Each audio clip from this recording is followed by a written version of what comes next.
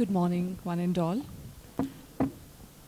Let me see whether you're all still eager for another panel discussion.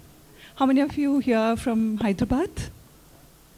Yeah, let's all go back and appreciate it better, because I was really cribbing the winter 3 weeks ago. After experiencing Delhi's winter, I feel Hyderabad is still a great place. Yeah. Let me start with a short story. Are you all story lovers? Have you all heard stories from your grandparents or parents while you were kids? So there was a child, and so this kid and his father every day used to go to a temple. And this child has observed an elephant and asked, Dad, why is this elephant not moving? It's still tied to a very thin rope, right? You said elephants are very big animals and they're very strong. So why is it not moving? And the father said, this elephant, when it was a kid, it was tied to this rope. And every day it used to, while the elephant was really small, the rope seems to be very big for the elephant, and it couldn't get rid of this rope. So while every day this was a routine for the elephant. It tried, and it never happened. And the father said, even now, while it's still, very big and grown up, the mindset of this elephant has gone to the point where it just felt it cannot get rid of this rope. So what I mean to say with this tale is, as children, the experiences that you go through will last long, and the environments and the experiences that we create will matter a lot, once you grow up. So let's, start with understanding. How many of you remember Pythagoras' theorem? Who can answer? Yeah, very few, so I'll not get, because I don't know. I'll not be able to validate whether it's the right answer or not. How many of you remember the best teacher that you had in your school? If you can just raise your hands. Or remember your best friend from school, the best experiences from your school, right? I think for children, what matters is the experiences that we create, and the whole content that you go through is something that you just learn to just improve your skill. But what matters are the environments and experiences. And on that note, today we are discussing about creating sustainable experiences and sustainability in classrooms. So UNESCO has created a roadmap for education for sustainable development towards achieving SDG goals, And the major aspect of this is how can we create lifestyles in harmony with nature? So it's just a quote from the ESD document. We're increasingly asking if what people learn is truly relevant to their lives, if what they learn helps to ensure the survival of our planet. Education for sustainable development can provide the knowledge, awareness, and action that empower people to transform themselves and transform societies. And let's learn more from our wonderful panel members here. So good morning to you all, and I'm happy to learn more from you today. To start with, I would like to ask each of the speakers to share your thoughts. What sustainability means to you in the role that you are playing in the education space. We can start with Lakshyaraj ji, and then we can just... that's fine. Anything is fine, whoever prefers to speak first. Yeah. Okay, good morning, everyone. So sustainability is a much used term today, but we all are bringing our personal perspectives. And to me, sustainability is first the best use of available resources. Whatever is in our context, to be able to use that to the fullest. The other aspect of sustainability is a human potential. We cannot be a sustainable society if people are not actually achieving their fuller potential, which we are not. The third aspect is linked to the idea of human potential, which is emotions, health, and well-being. How can we be a sustainable society when our education is creating boredom, ennui, it's creating irrelevance, children are disconnected from nature and from themselves. So I think this interconnectedness, the idea that we are part of a cosmic and global society, that we are all interconnected, is something that needs to be brought back, which was there in the Indian civilization, which is there part of our culture, but it has been lost through the ages. So I think sustainability will mean development of human society, human potential, and an understanding that our resources, our rivers, our forests, people, these are to be respected. These are not resources to be exploited. They're not objects to be exploited. They're living, breathing organisms. So this understanding needs to be brought back into our curriculum. And the final thing I would say, the enslavement through textbooks must stop. I firmly believe that that era has gone where we needed to be dependent on textbooks, because the moment textbooks are printed, they are already redundant in terms of information or whatever is being brought in. We are in a very different society today. So what goes into a textbook and what remains out are choices which are made in a centralized way. We need to decentralize educational systems, come back to contexts which are particular to every school. So a textbook written in Delhi will not be relevant to a child in Northeast and to a child studying in the Dang area in Dahod in Gujarat, because the contexts are totally different. So I think sustainability will mean connection with the context of each particular school, which means flexibility in education and curricula, etc.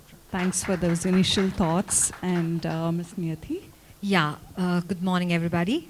To me, sustainability means santulan, balance.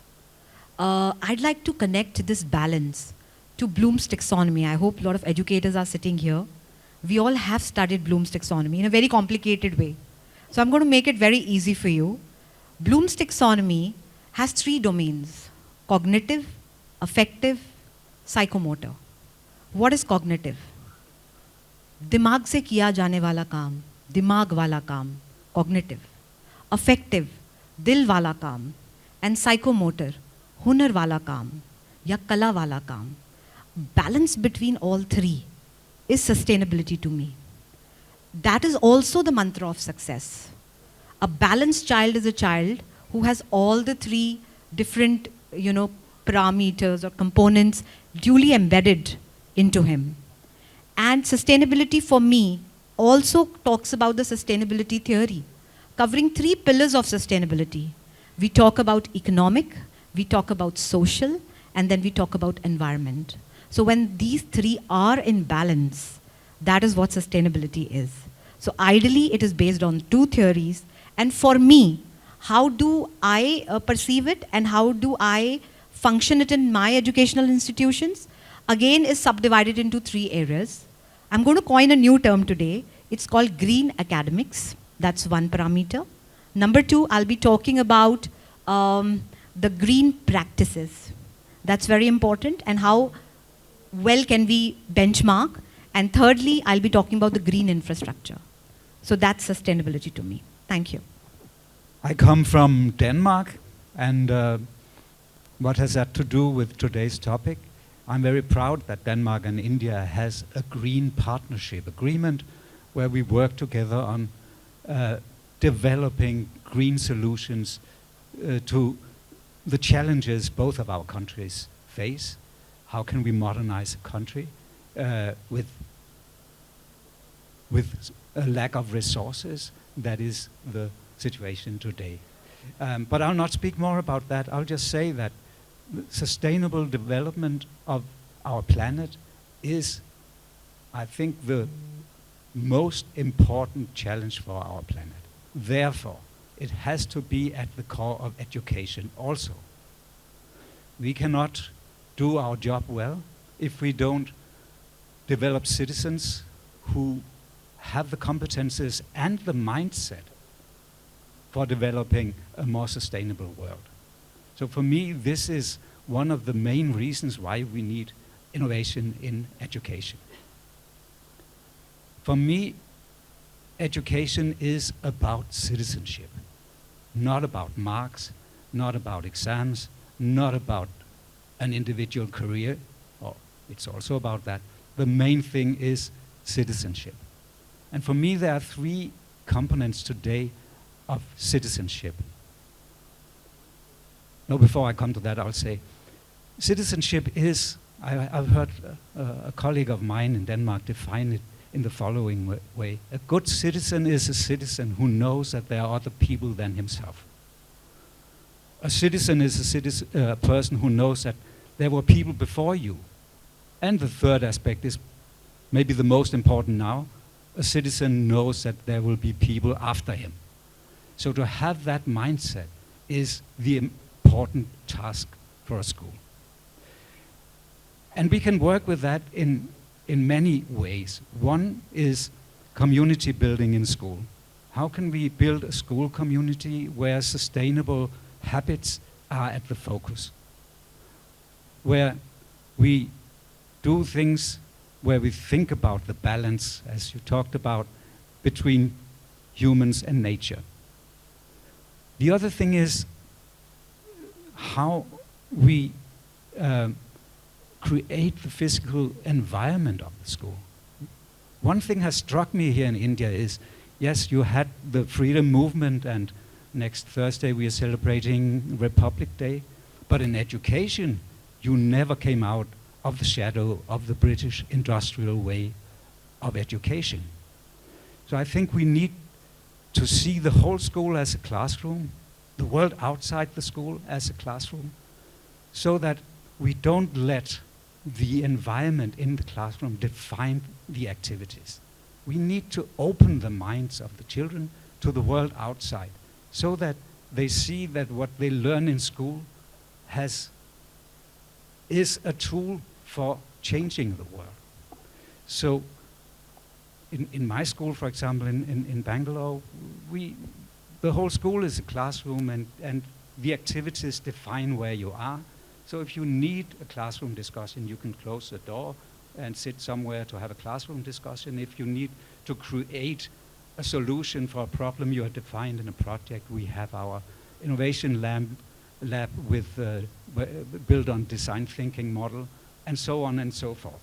So we can do a lot also in existing building to develop the awareness about sustainability. And we can relate curriculum to SDG goals. We don't need to follow a textbook.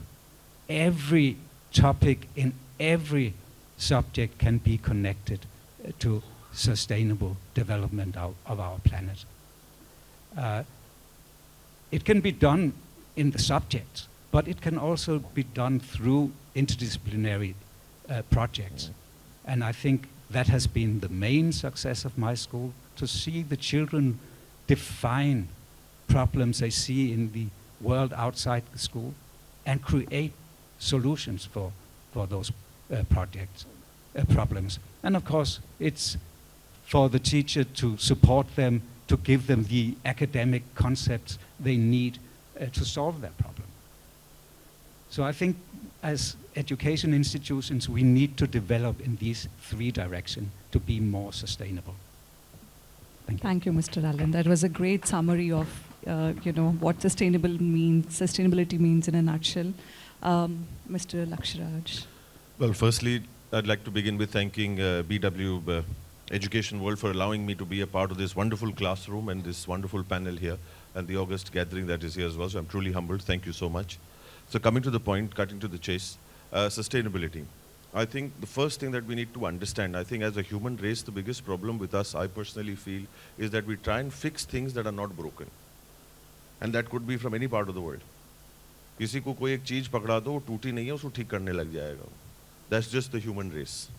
Right? So first we need to understand that I hope we're not fixing something that is not broken in its entirety. So that's the first acknowledgement that we need to have as humans and as people. Coming to the word of sustainability, for me it's exceptionally simple, uncomplicated. Looking at the word itself, what does it say to you? It's asking you, do you have the ability to sustain? Right? We are putting the cap on every person next door. The question is to ourselves. Are we competent? Are we capable enough? And do we have the ability to sustain? Now, it could be in any sphere. My things are not going to be exceptionally specific because this is something which is exceptionally personal and has different connotations and different perspectives to every individual on this planet. So whatever it is that you were trying to sustain here, the ability needs to come from you. The generator, the powerhouse is you. The conscientiousness needs to come from you. Being aware about it needs to come from you.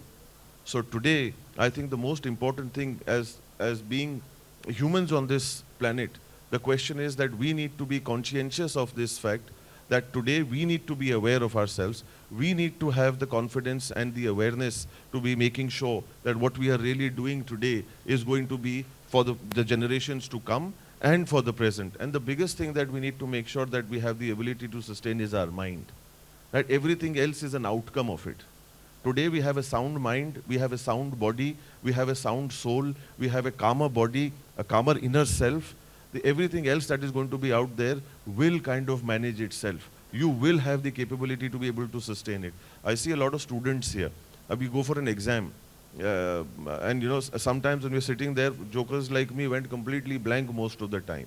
So, you know, that was perhaps because of the fact that I did not at that age or at that time or in that phase, did not have the ability to be able to sustain what was in front of me.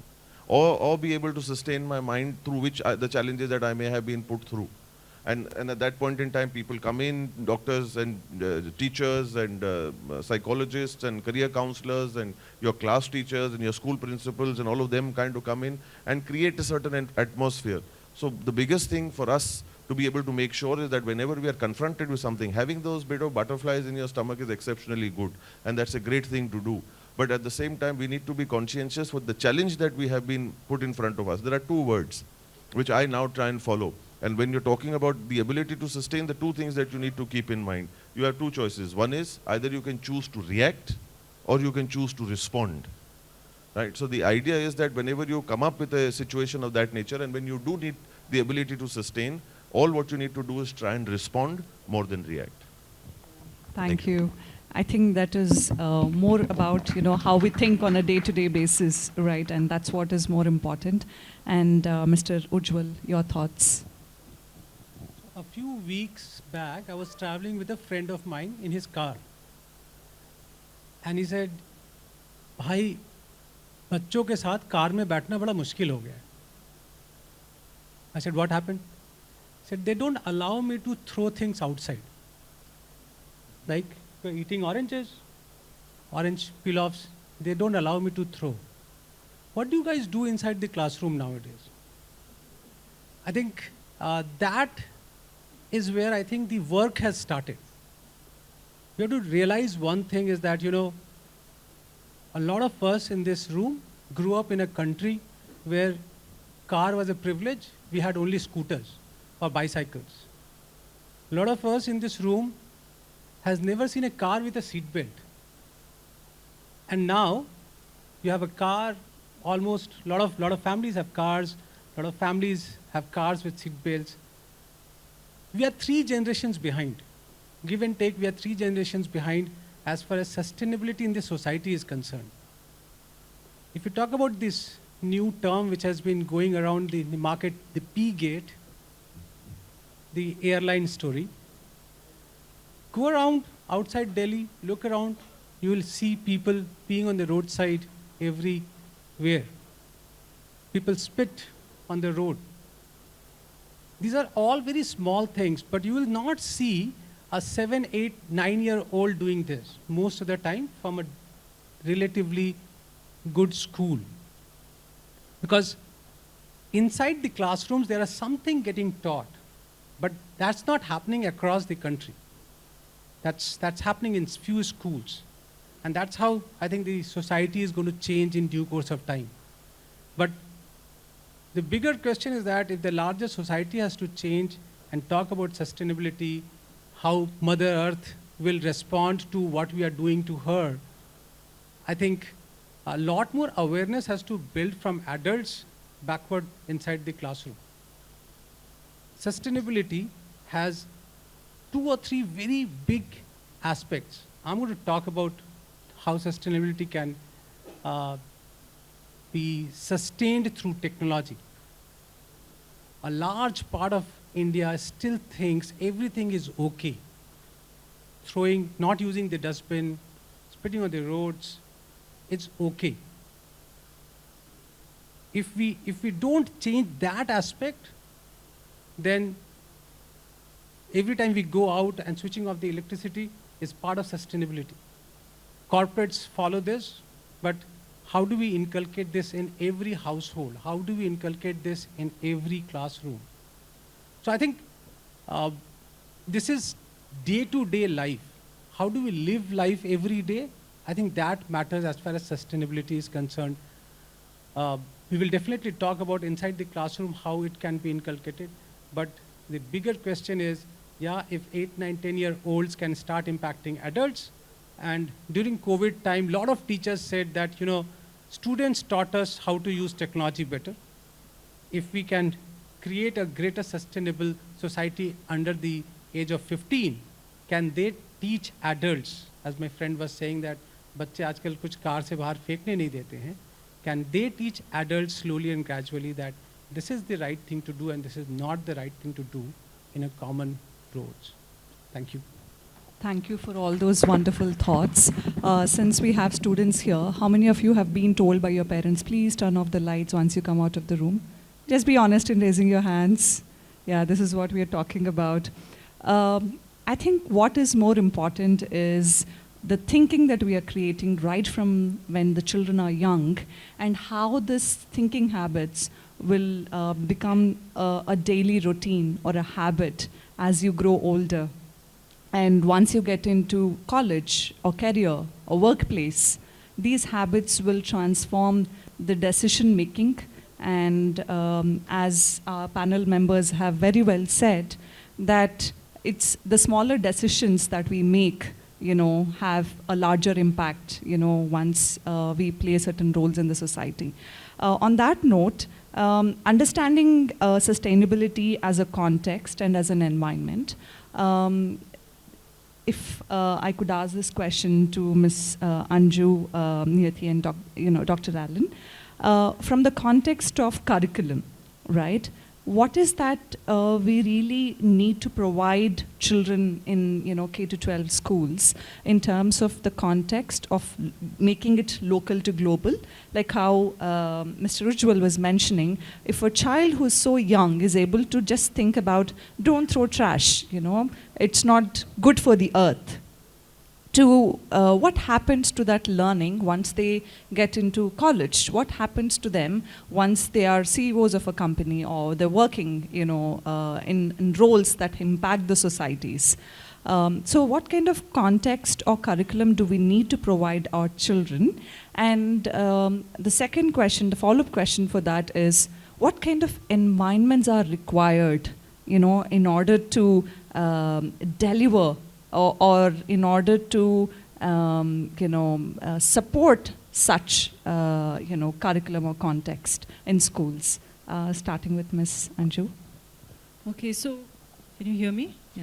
So I think like you said, this is actually, we have inherited the colonial model of schooling, and it's either coming from the factory model where 3,000 kids go in and they get a thappa and they come out, or it is a prison model of schooling.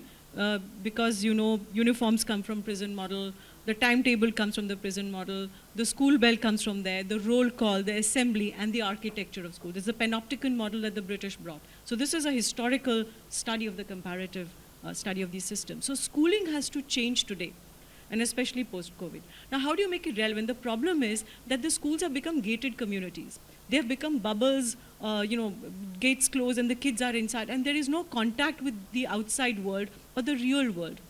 Education can become relevant when children have real experiences with real people in real time, which means that they are identifying issues in their community, they are following their passions and interests, and they're learning from people rather than just a printed textbook by somebody. So, our school is a municipal school that we took, and we created an international baccalaureate school and Cambridge and other international boards, including BTech. So the idea of sustainability came from there, that can I take one of the most ordinary buildings, which is a municipal school, and transform that into an international school with limited available resources. And the entire idea of sustainability, if I can put available resources to the best use. So we did that, we did away with uniforms and we did away with the textbooks as well. So the curriculum is emergent curriculum. That means it emerges from the needs, interests and passions of the children. So if there is garbage outside your school, you can write an RTI letter to the local authorities, and that's a better example of citizenship and language writing than just doing some essays. Or there's a traffic congestion, so they write to the traffic commissioner. They make films on social issues. They run their own cafeteria, so there's mathematics and event management and technology and hygiene. So they are actually learning and they're gathering data from real people. So they go out and do surveys. So actually the school wall is permeable. The gates are always open. Children have the opportunity to go outside and speak to the lariwala and ask him, how are you sourcing your vegetables? What is the cost of this? Or they go to the chemist and saying, okay, how much of this is purchased? So this real data generation is from real people. So what happens is they learn to interact with the real world, they identify, they understand, and that's how even the values are experienced, like what you said about throwing things. So the way forward in terms of curricula is to have an emergent curriculum, a flexible curriculum, and that's what the NEP also has now opened the door with, that, at least that possibility is there as a policy. So I think when children are doing things in real time with real people, that would be the way forward. And the final thing, really important, is also joyful learning. They must learn in ways that they enjoy. What's the point of a human life? Pascal and I come from a space where we both lost our daughter in 2014. She was 12 years old. So I can speak as an educator and a parent who's gone through the most grievous journey ever. And our girl was happy. Tara was an incredibly happy child studying in a happy school. At least that helps us today to move forward. And that's the message I want to bring. What is the point of sitting on a hard wooden bench with a finger on your lips and looking at the back of other kids' heads for 14 years of your precious life? These are the most valuable years. So I think bringing in things that children really enjoy, that they discover, that they explore, and not having examinations which are creating stress for the children. Today we know disease is caused by stress more than anything else. We know from COVID times, right? So why are we still having an examination system that ranks, makes hierarchies, and doesn't give children the real feedback about how are they going to develop, what are they going to do with their lives? So to put a final point on it, I say that sustainable education would mean that a child must find his or her life path and life purpose. What's the purpose of my life? Why did I incarnate on this earth, or whatever however you want to put it?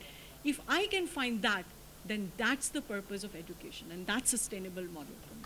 That's great, and I can totally see, with what passion, you spoke in terms of, and how, what it means to a child, to be in environment. And unfortunately, though we're all sitting here and talking about sustainability, we are still dealing with some really unresolved concerns in our schools, and still talking about the basic needs in schools. And while we all continue to accept the fact that yes, the real factors in schools today haven't changed much. Not, majority, we are still struggling with the basic needs in schools. But like you very well said, that shouldn't stop us from thinking about sustainability. There is always a way to, move forward. And the core aspect of being sustainable itself is that, what can we do? Or how can we, best make use of the resources that we have? And I think that is what India needs the most. Miss Niyati, yes. To my mind, so please, you can sit and share. Sustainable classrooms, unless the students are involved, unless you make it interactive in classroom, not like this. The way the panelists are very honorable and talking, but my friends, they are looking at mobile. They are not getting involved. They are not getting what exactly the panelists want to convey. That is what should be done in the classroom also. The teacher is to create environment to learn, not to teach. Learning takes place by itself, by involving students. Unless the students are involved, they are engrossed, teaching will not take place. Absolutely. So here again, I mean, rather than making us look at the mobiles, we are forced to look at mobiles because you are not involving us. You are not considering as if we also know something. Probably you know everything. Absolutely. We Definitely believe you're all passive great. listeners. So make it interactive. That's what my suggestion is. Sure, that's a great connect to what we are discussing today. And on that note, I would like to involve one of the students who can volunteer and answer. What is what has been your best experience on what has connected to you in your classrooms? If anyone can just take a minute to answer that. Anybody here would like to answer that question? Anything Okay, I can related to see a hand raised sustainability right that there. impacted you in your classroom? And you can have a follow-up question as well for the Ms. Niyati or Dr. Allan. Thank you, ma'am and sir, for this opportunity. For me, the most interesting part in my classroom is that when I'm given chance to speak in front of everyone. Like if I have to present myself, to give any presentation, to ask students and involve them with me, I think I enjoy that session a lot. It's very active. Like we all get to be active and participative. That's why. Great. So now that I got this opportunity to be more flexible, let me make it more interesting. Yes. Just a follow-up question for that. What kind of classroom environment would you create if given all the freedom that you have? And post that, I would like one of the students to tell me what kind of classroom do you really want? You can just imagine whatever kind of classroom you want and you can share that after Ms. Niyati. Okay, so just to answer what Sir said and what you said, thank you so much for this wonderful. I'm also very unhappy with the structured format. So if given a chance, to create a classroom which is more interactive, which is more sustainable, what I'll do is, first of all, I'll tell the audience to sit as per the interest areas or as per the clubs of the school where the students are interested in. For example, all the musicians sitting together, all the scientists sitting together, all the technologists sitting together, all the sports persons sitting together, right? Or maybe sitting as per the employability interests. What kind of employment are you interested in? See, sustainability has lots to do with employment, right? Economic is a very, very important part of sustainability. As I think she mentioned about optimum utilization of resources, that definitely comes handy when it comes to sustainability. Now, what if I'm teaching a very boring topic called Mughal era? It's a 10th standard CBSE topic, right? And I have all the musicians sitting here. I have all the scientists sitting here. I have all the hospitality people sitting here. I have all the technology people, sports people, dancers, all sitting together, right? Now, if I tell that Mughal era I'm trying to teach you, tell me that at that time, what kind of music used to be there? What kind of art used to be there? What kind of script used to be there? What kind of sports activities used to be there? The entire class will get engaged, right? And it is called multi-perspective teaching. I have a research paper written on it by me and my team together. And what if I connect this entire topic and eventually jointly writing a research paper with the students and then coming up with patents? How do you think that idea is? It's very, very practical. It's very, very hands-on. So I'd like to share that in our school recently, teachers and students, they have filed 18 patents. And a lot of patents are design and green patents. So that is also something which is quite interesting. Another activity to engage not just one classroom, but the entire community is, what we do at sustainability level is, we have a neighboring government school, right? So in a semester, 3 days, our students go and study in a government school. And 3 days, government school students come and study here. Now that is what is called, and then our school teacher and the government school teacher, there is a jugalbandi that happens. Another form of jugalbandi is a school in Italy collaborating and doing a joint lesson with our school. Another format is when we are interacting with university students. Another format is when we are interacting with global universities. So there's a lot of interaction that is possible inside the audience, inside a classroom, provided it is planned well in advance. I can't tell you to get shuffled and sit as per your interest right now. But had I been an effective teacher who planned her lesson very well, I should have done a seating arrangement plan, made sure that all the fraternity sits as per the interest and employment levels, and accordingly respond to me. Lastly, I'd like to talk about green assessments, the sustainable assessment. Why is it that we are just stuck to boards? Boards are just external validation organizations. They are just testing organizations, nothing more than that. Basically, assessments are much beyond of what we perceive. So my report card is very different. My report card talks about employability. See, I come from an organization that has 2 universities and 2 schools. But my curriculum is ulta. It starts from PhD, goes down to playway, ulta. When it goes down to playway, there are a lot of industry elements and employability elements added.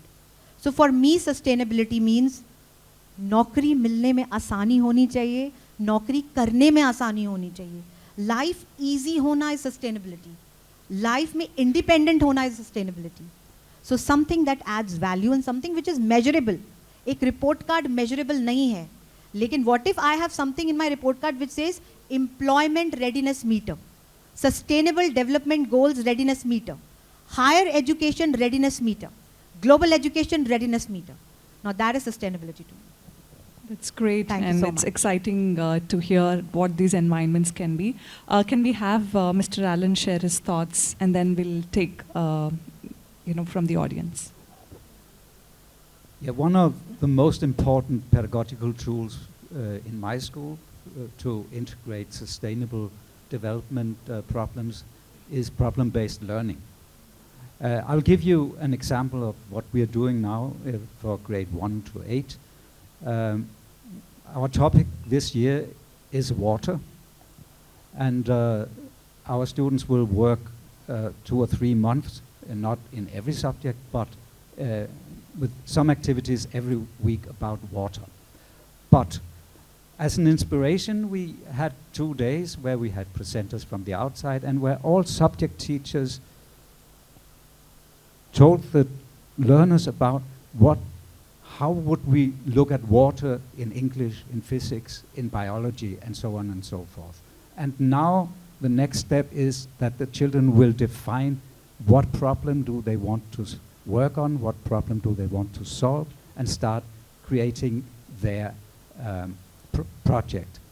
And they will come in groups depending on what problems they want to solve. And there needs to be a creation of something in all the projects. So it can be some kind of aesthetic production, it can be a technical solution, engineering solution, it can be digital, but there needs to be a creative element. We use design thinking as our model. Our experience so far is that when we involve the children directly in defining the problem, looking at the world outside the school and see, I would want to work on this problem. Last year we had a group working on water pollution in Bangalore, which is a very big problem. One thing is that they produced a machine that could collect bottles on the surface of the lakes. But when I asked them, have you solved the problem? Those 9-year-olds could give me a long presentation about different forms of water pollutions we have in Bangalore. So they got engaged. They learned much more than they would usually do. They spent evenings in the weeks before our expo to learn more and more about the problem. And they presented it at an expo, and we told them, all of you needs to present. It cannot only be one of the students. And they did, and they knew so much. It's just an example, and it can be done within the curriculum we have. I agree that we should have emergent curriculums, but even with the curriculum we have, we can do a lot more than we do. We don't need to do rote learning just because we have ICSE. We can do it in many different ways. So this is just an example. So I totally agree that we cannot work with sustainability problems without engaging the children directly. And when we do that, they change their habits, they change their values, and they go home and ask critical questions to their mothers and fathers. Last year we had a group that worked on gender inequality, and they came home and asked the father, why do you never help in the kitchen? Why is this always mothers? And luckily it was a father who understood it and could see the point of view. I'm just saying that if you do things like that, you don't need to preach, because they will develop good values themselves. That's our experience already. Thank you, Mr. Allan. I think what I really hear from this round of discussion is that schools cannot work in isolation. Educational institutions cannot work in isolation. Like you very well said, that we've been used to thinking about schools like that, like gated communities, or like you come in, you do this, you just experience this and you go out. And I'm sure all the students agree with me when I say that those 10 years or 12 years that you spend in a school is the best time of your life. And this best time has gone in, bell rings, you open your book, you're waiting for your teacher to go out. And I remember as a student, the most important moment that I was looking forward to is when will the bell ring so that I can talk. We have to allow our children to talk during the class so that they don't wait for the bell, and so that they wait for the teacher to come in and to have conversations. And when I say schools not working in isolation, we need to have collaboration with communities, with organizations, with experts. And children have to go out from the school, and the communities have to come into the school through experts, through sharing of knowledge or awareness. And that there are so many ways that can happen. All that it requires is the leadership with the right mindset and being open about the education process and the system. We had somebody raising their hand. Can we? And after him, can I have one of the students sharing what is an ideal classroom for you, given your choice in your college or in your current classroom? How would you really transform it? Please go ahead. Good afternoon, everyone. I'm very impressed with the answer of Anju ma'am about the textbook. And my question is with you and Niyati ma'am is, ma'am, India have a 15 lakh of schools, in which 12.6 lakh of school is in the rural India. And what we are talking about here is like engagement in the classroom. And ma'am, as you said, like we can arrange our musical things to understand better in the Mughal era. But ma'am, what I feel, in 12.6 lakh school, we don't have that level of facilities. And the rural India have 135 million of students. And even the possibility you are saying like is only affordable to the top schools, what we are like the DPS, the Chitkara and the others one. So what your thoughts on engagement with the rural students who is studying in this rural area schools, and like because they are not involved in any community, any top level community, and like you can say they are interacting with their peers, talking about the entrepreneurship, the technology, they are not. So what's your thoughts on what we can do to like involving this, like to can get engagement with him, like rural India?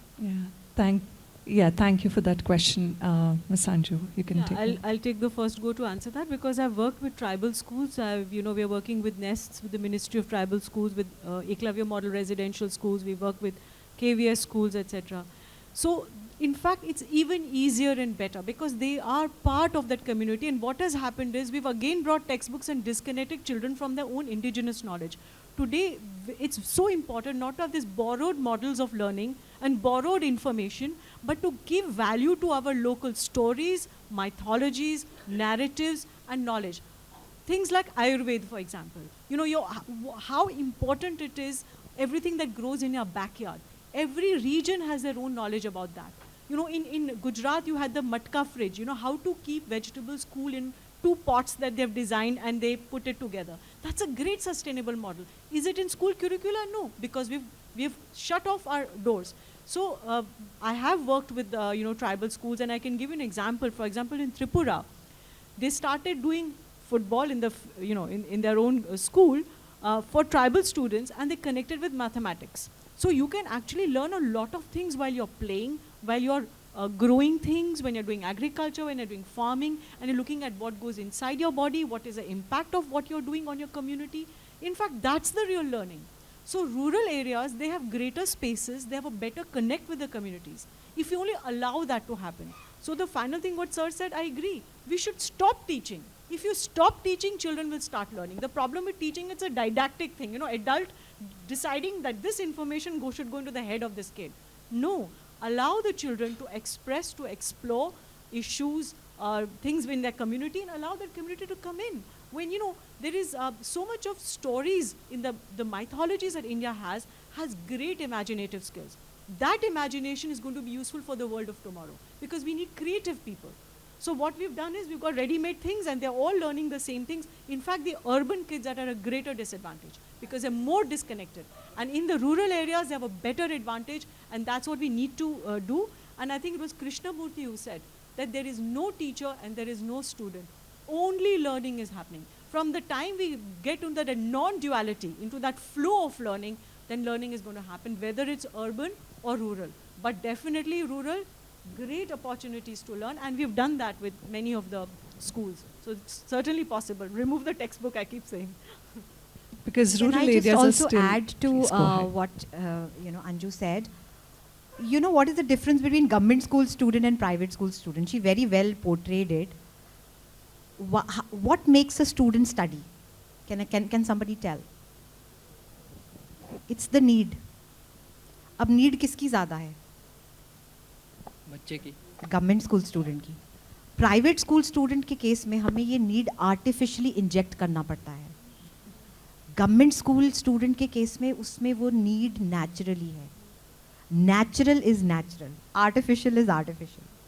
So as she said, private school student उस case में disadvantage में है. And secondly I like to talk about again employment. ऐसी पढ़ाई जिससे नौकरी मिले, right, जिससे जीवन आसान हो. We all strive for that, right. So अगर आप कुछ भी करना चाहते हैं, उसके लिए रिसोर्सेज या मनी की ज़रूरत नहीं है. सिर्फ दिमाग की ज़रूरत है, दिल की ज़रूरत है और स्किल की ज़रूरत है. That's it. Rest everything will fall in place. We are working very closely with lot of government schools. European Union के साथ हमारे काफ़ी projects चल रहे हैं. Then 10 villages that we've adopted and working very closely with government schools there as well. So ऐसा नहीं है. In fact उल्टा है. Thank you.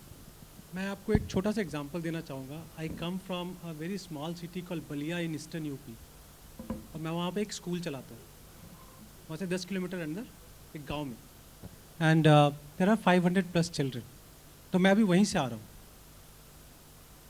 सस्टेनेबिलिटी के लिए ना ग्रेट पॉइंट. अब मेरी अपनी बेटी जे कृष्णमूर्ति के स्कूल में पढ़ती है, तो एजुकेटर लर्नर बोलते हैं उनको, और learner educator.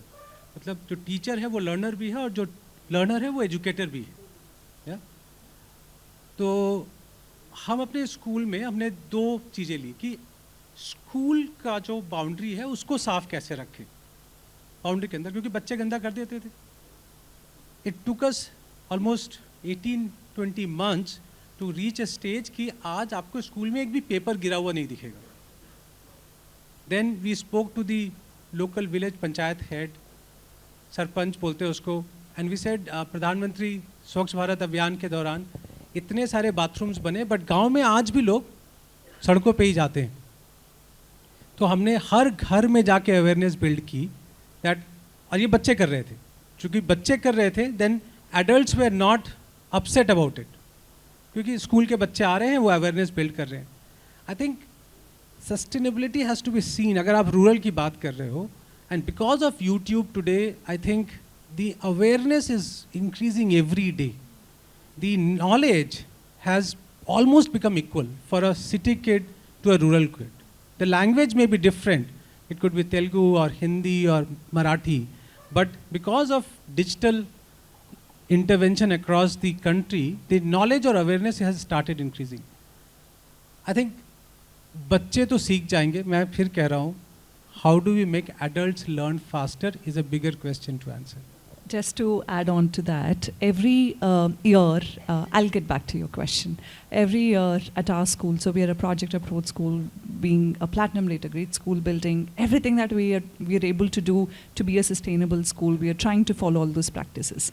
Every year, three times in a year, we have this process where we ask right from grade 1 to 12, all the children to write down all the problems they are going through. And what we experience is that we get the most problems from grade 1 and 2 and not from grade, higher grades. Like as simple as, I'm really tired of tying my shoelace and I wanted to create something that I can automatically do that.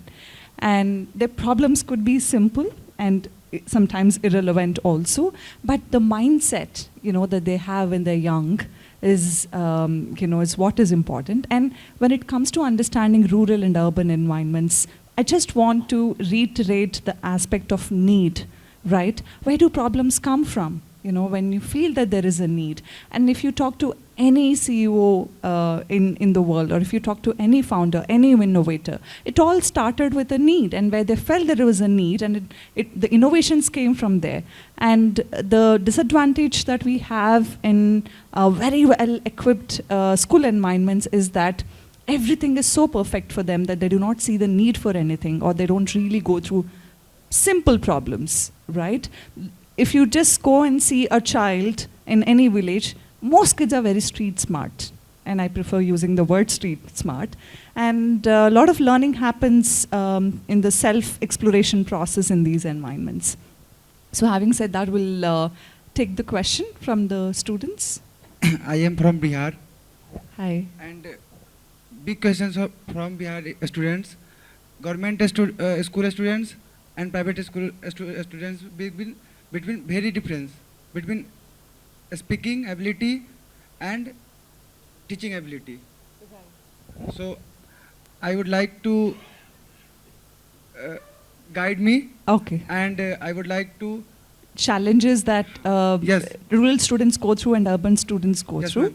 In Bihar. Yeah. Please go ahead. Ma'am Bihar के लिए आप एक ऐसा कुछ भी बताइए जो आप भी देख रहे हैं, हम भी देख रहे हैं, ऑल ओवर इंडिया देख रहा है कि बिहार के गवर्नमेंट स्कूल्स के बच्चे और प्राइवेट स्कूल के बच्चे में बहुत डिफरेंस है, but higher education government school के बच्चे ही ला रहे हैं.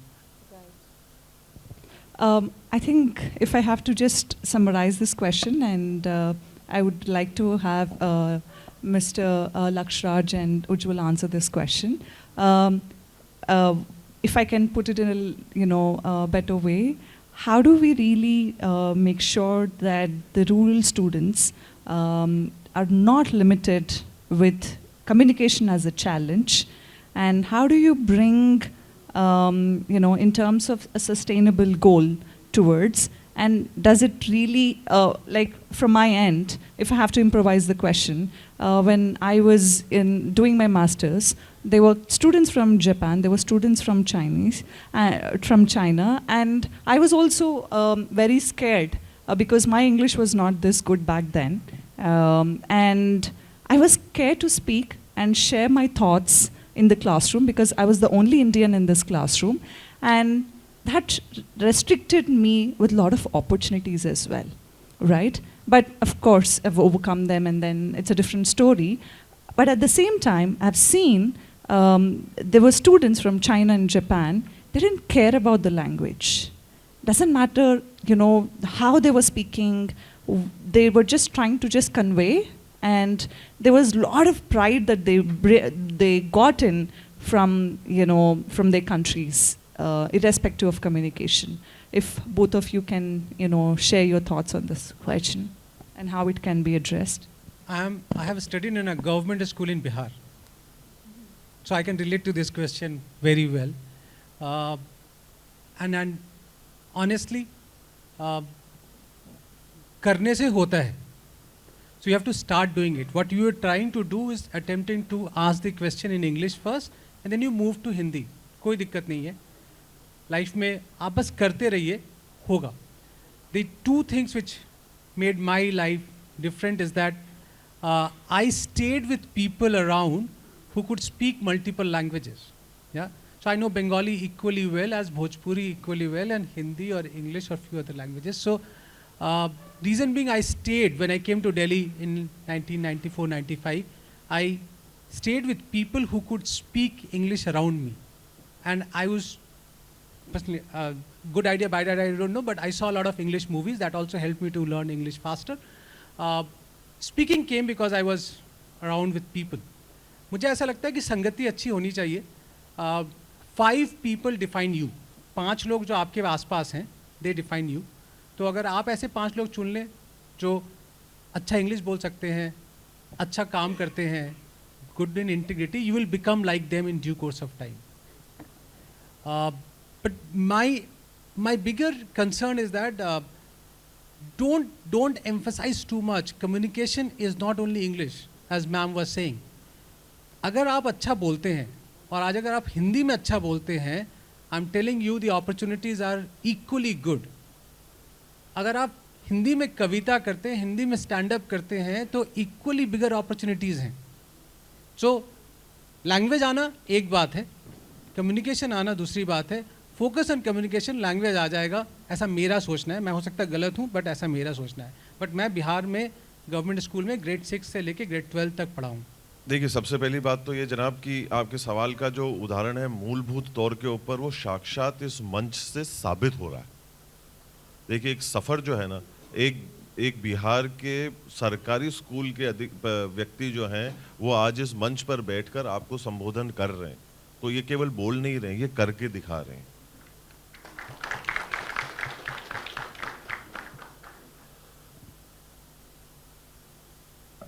और दूसरी बात ये कि आप कौन से स्कूल में सर?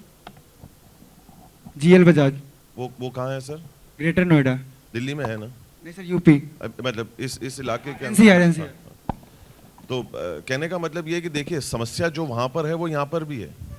लड़खड़ा वो भी रहे, लड़खड़ा हम भी रहें. पर हमारे को ये चीज़ समझनी है कि आज की तारीख के अंदर जो चुनौती हमारे सामने है, हम उस चुनौती को बोना करते हैं कि हम स्वयं बोने हो जाते हैं. वो और किसी के हाथ में नहीं है, हमारे हाथ में. और इन चीज़ों को लेकर हम लोगों को किसी के तरफ से जो है वो बहाने नहीं ढूंढने चाहिए. अगर ऐसा होता तो शायद इस देश को एक ऐसा व्यक्ति नहीं मिलता जिसका नाम डॉक्टर APJ कलाम होता. वो व्यक्ति जहाँ से उस इंसान ने शुरू करा, अगर वो कहानियाँ और बहानेबाजी के सफ़र पर चलता तो शायद वो देश के सर्वोच्च पद पर नहीं पहुँचता. और देश के सर्वोच्च पद से पहुँचने से पहले वो बात नहीं होती कि वो आज की तारीख में इंसान ने जो इस देश के लिए कार्य किया, एक न्यूक्लियर के क्षेत्र के अंदर वो उस देश को नहीं मिलता. तो सवाल और मसला जो है वो ये है कि जो साहब ने फरमाया और दुरुस्त फरमाया कि लोग जो है, जो हम लोग आज की तारीख में मंगलयान भेज रहे हैं, ये पता करने की कोशिश कर रहे हैं कि वहाँ पर जीवन है कि नहीं है. जो हमारे को करने की जो आवश्यकता है वो ये है कि हमारे को जीवन में मंगल ढूंढना है. और हौसला रखिए. और सबसे पहली बात यह है कि जो साहब ने भी फरमाया, जब आदमी सुनता है ना तो सीखता है, बोलता वही है जो उसको आता है. तो सबसे पहली बात यह है जो हमको समझने की आवश्यकता है वो ये है कि भाई हम जितना सुनेंगे ना उतना हम सीखेंगे. अगर हम मोबाइल पे बैठ जाएंगे ना तो ट्रेन किसी और की नहीं, हमारी जा रही है. तो एक मेरे बड़े भाई हैं, उन्होंने बहुत अच्छी कविता लिखी है, 2 पंक्तियों की है वो, कि सादगी थी, बंदगी थी, सरलता थी, जब फेसबुक और व्हाट्सएप न थे तब जिंदगी थी. क्योंकि टैबलेट को, मोबाइल को, इनको चेहरे पे रख के सोया नहीं जा सकता है, किताबों को चेहरे पे रख के सोया जा सकता है. तो आज की तारीख के अंदर हम लोगों को इस चीज़ को समझना है कि कितना भी जो हमारे सामने बड़ी चुनौती हो, कुछ भी हो, ये आपके ऊपर है. जो हमने पहले भी चर्चा करी, जो बातें हम लोगों ने पहले भी कही, हम लोग यहाँ पर इसलिए नहीं बैठे हैं कि हम सब कुछ जानते हैं. तो ये गलतफहमी ना, मेरे को ऐसा लगता नहीं कि मैं मेरे दूसरे जो साथीगण जो इस मंच पर विराजमान है उनकी तरफ से भी मैं ये बात बोल सकता हूँ कि यहाँ पे कोई भी आदमी जो है ना इस वजह से यहाँ पर नहीं बैठा है कि वो सब कुछ जानता है.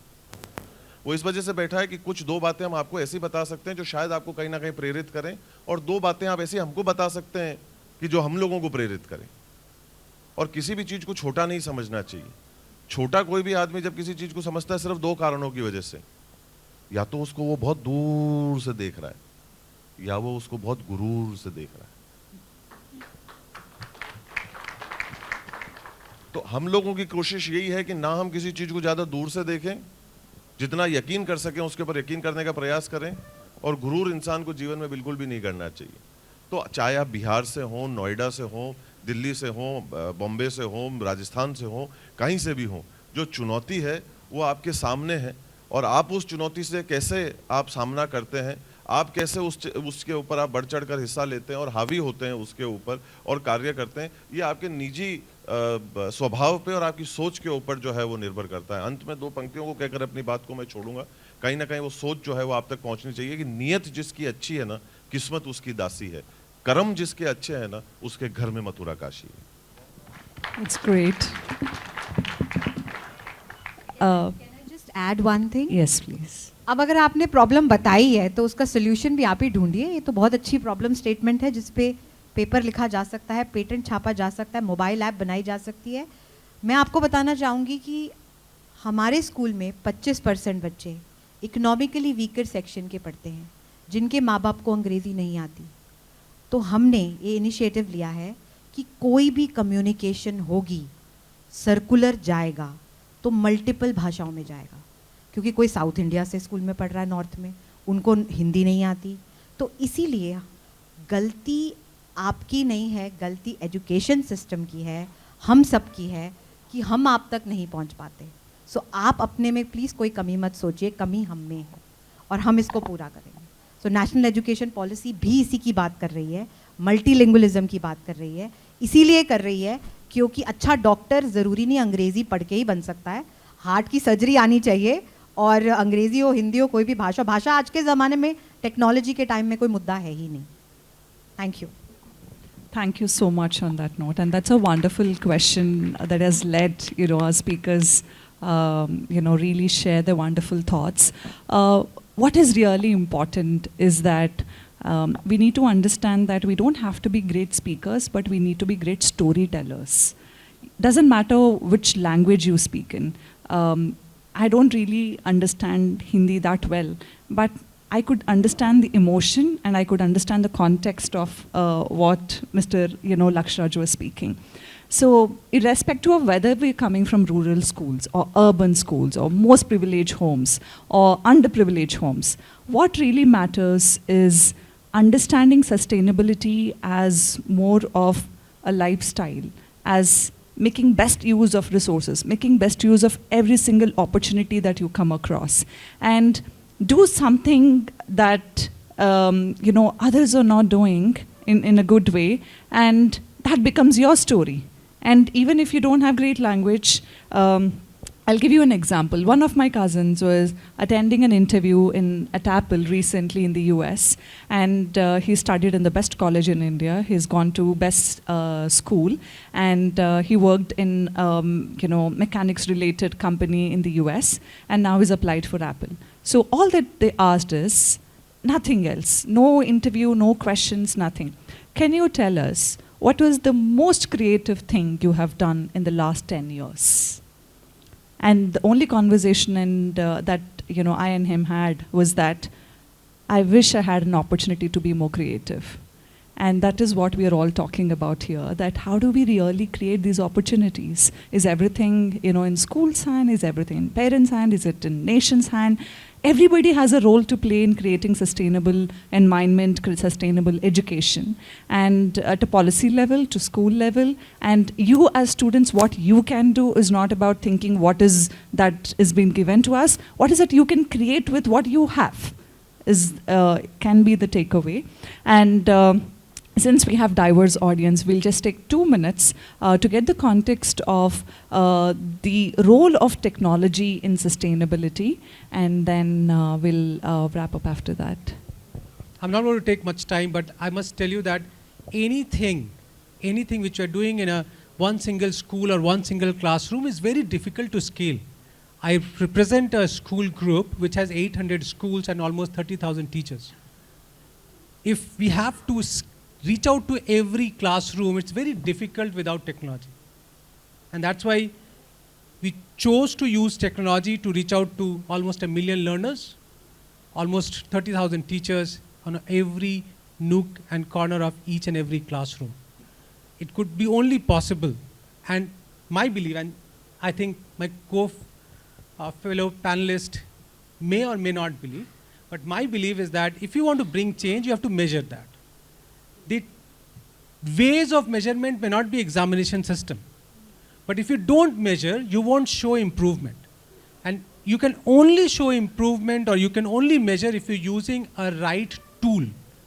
In my view, technology is one of the right tools. This is my view, and that's what it could differ from person to person, because I'm talking about a scale-based system. On scale, if you want to bring change, then you need a tool to impact the sustainable change and to measure what you have created the impact. We work with almost 1 million learners in this area on various things, on curriculum and co-curriculum and everything, but we focus a lot more to say, how do you build sustainable education system inside the classroom?